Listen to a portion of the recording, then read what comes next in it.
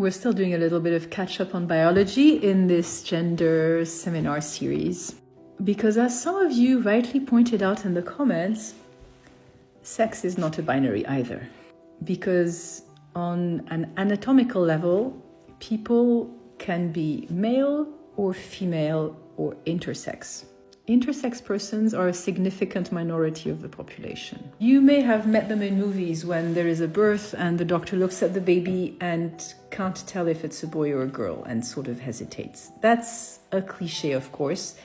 It sometimes does happen like that, but it can also seem like it's clearly a boy or a girl, but that doesn't match up with other parts of this kiddo's anatomy or with that kiddo's genetics.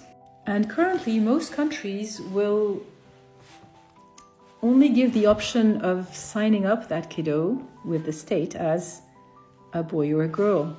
So it means that states actually know that gender and biology are not the same. They tell you you have to be one gender on your identity papers, although in some cases they're completely aware that your biology is not lining up with that.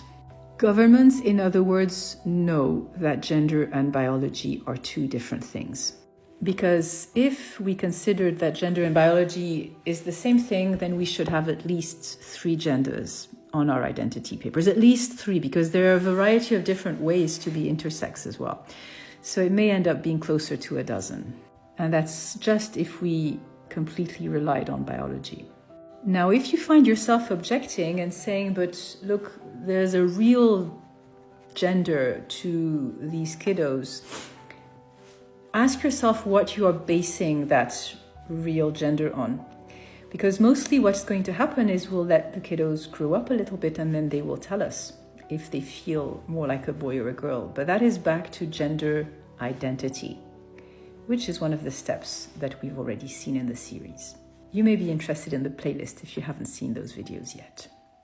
Yeah.